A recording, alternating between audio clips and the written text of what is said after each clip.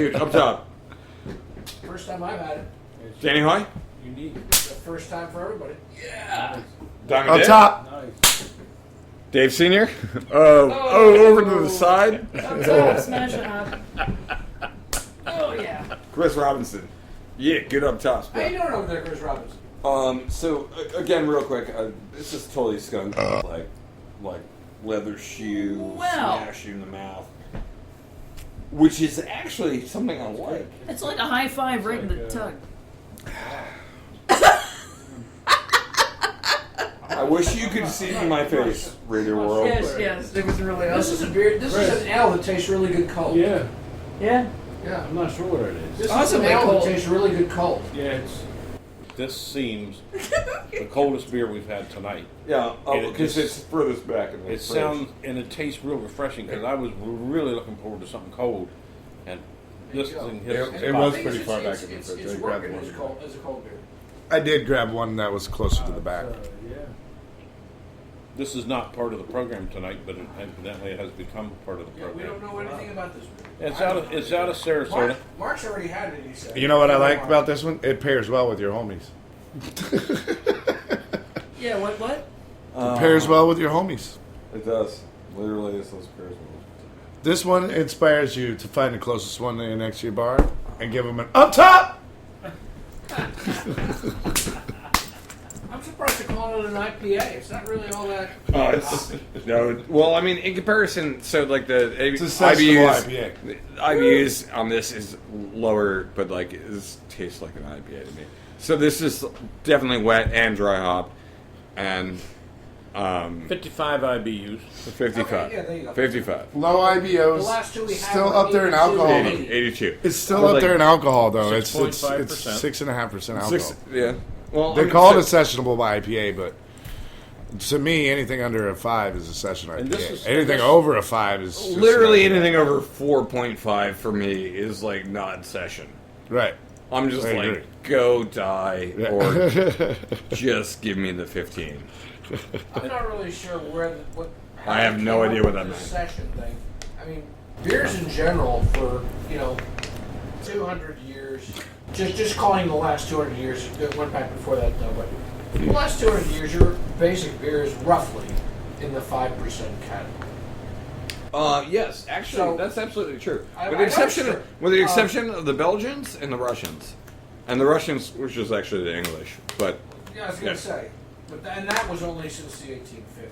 I don't know how they came up with this idea of sessions. My idea is that they started making these beers. Oh, I'm gonna make a beer that's like 15% alcohol, and then they discovered. Good that thing we didn't bring out the Santa Claus tonight.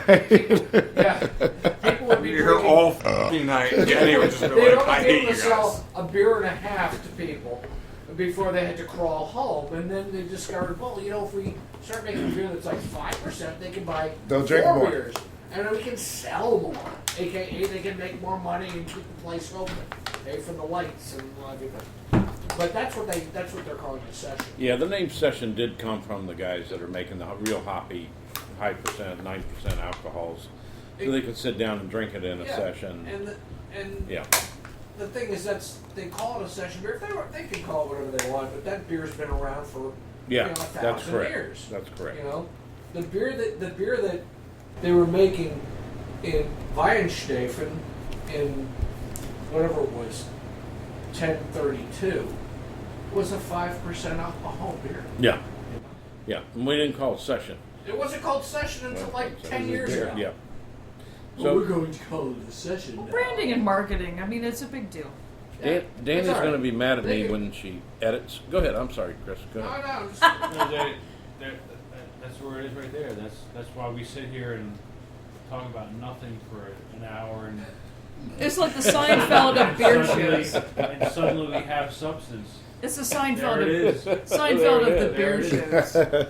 Seinfeld beer show podcast.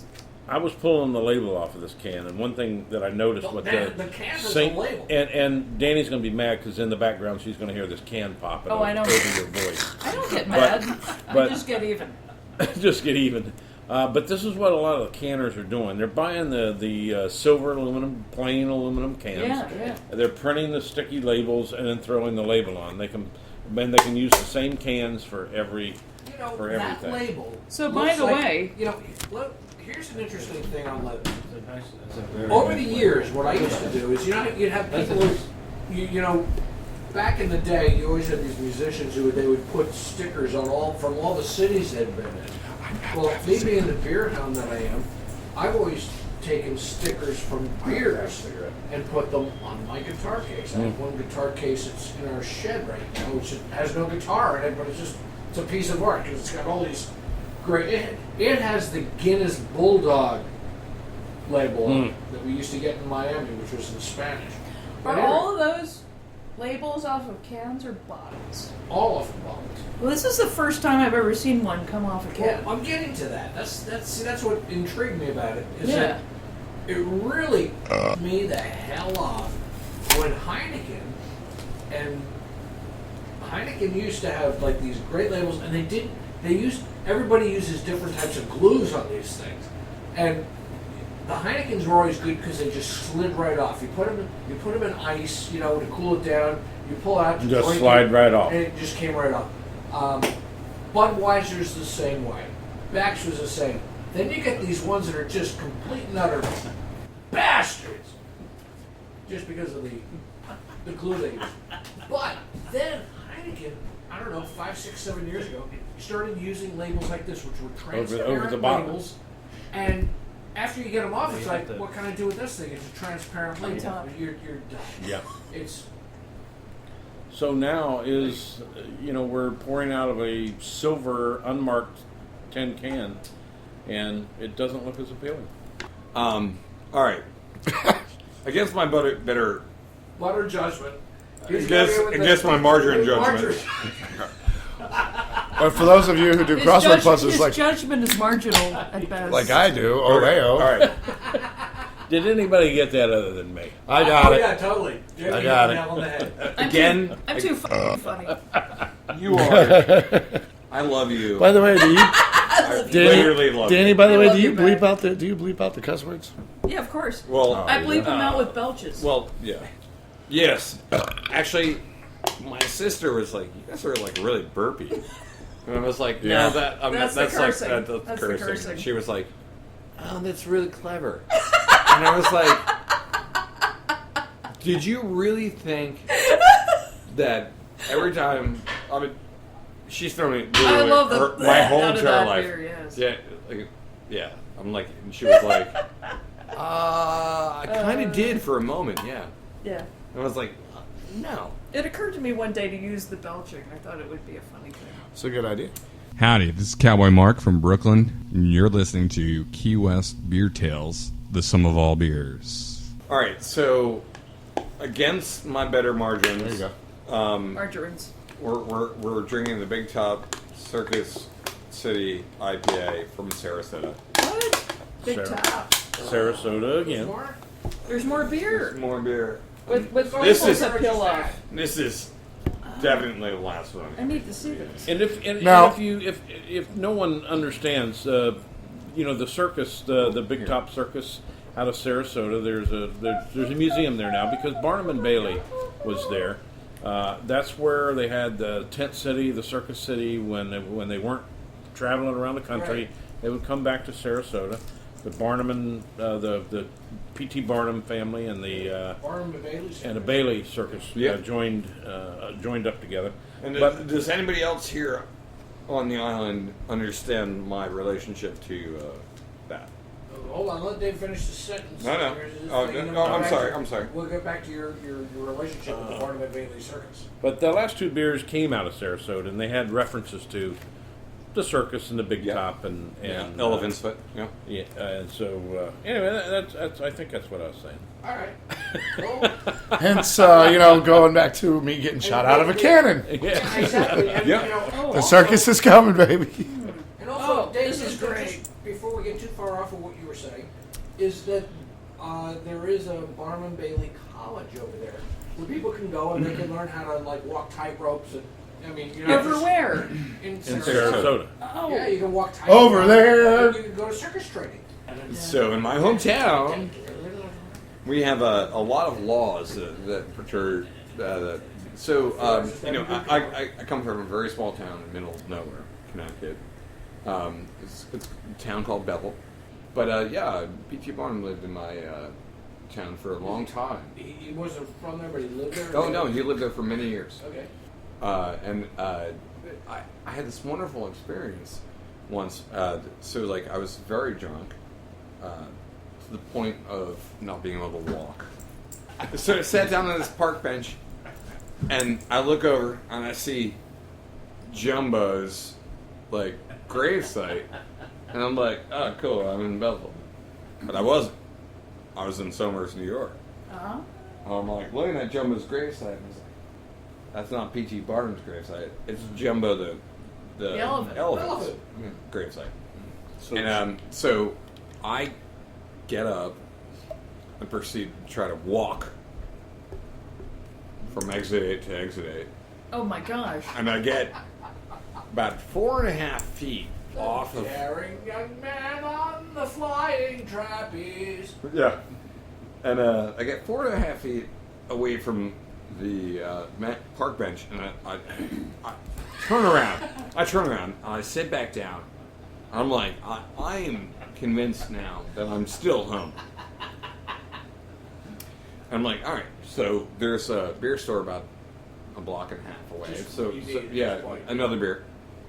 So I go and get another beer, and then a friend of mine passes me as I'm actually getting a beer, and he was like, "Hey, Mark, how you doing?" I was like, "Oh, you know me, just chilling with P.T. Barnum and Jumbo the Clown."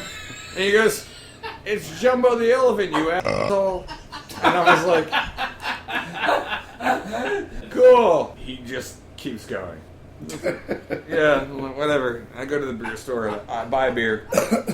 And I walk back to the park bench, which is not in the same place I left it. So then I finish my beer, or I think I do. And then my buddy comes back around and he's like, "Hey, seriously, what are you doing here?"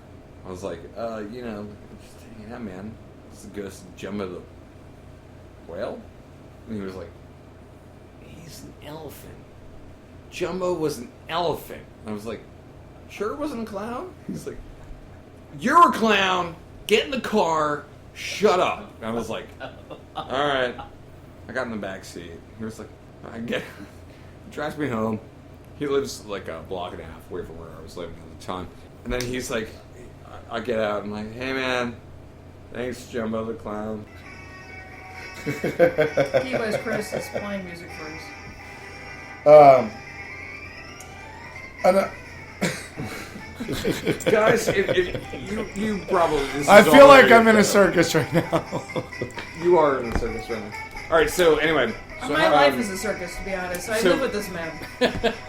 Well, I feel like I live with him too. Especially right now, right? Okay, that's enough. Yeah, turn it off. So, turn it Please off. stop. And This is wonderful. Shut it down. Music. No, Shut it down. No.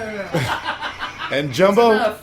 Jumbo was actually bought in 1885 by P.T. Barnum for $10,000. Yep. Wow. It was In most- 1885, That'd be like $10,000. $500,000. He weighed 13,000 pounds. Yeah. That's what I just looked up. It was the largest ever elephant in captivity at that time. You want to hear the end of the story? End of your story. All right. Do you want to shut me down right now? No, what do you... That's totally You were cool. finishing a story. I was, but you can definitely shut No, me what down. happened after you got in the car? Well, he drove me home, backseat Yeah. of the car, and I'm finishing my beer. Anyway, so we wound up. This guy's name is Dancing Dave. He's probably gonna be listening to this. Anyway, but we love you, man. Thank you for getting me almost home. Almost. Oh. So the funny thing about Dancing Dave is that he lived across the street from P.T. Barnum's house. So he pulled up in his some Cadillac, 60s. Yeah, So he pulled up in front of his house. He gets out of the car, and he just leaves me there. I'm like, in the back seat of the car, and he's like, "Get out." And I'm like, all right. But he goes into his apartment. I'm still sitting back there with my half-drunk beer. It was a PBR tall boy. So I was young, and I get out of the car, and I discover this amazing world of P.T. Barnum's house. which this young couple lived in. It was no longer his house. No,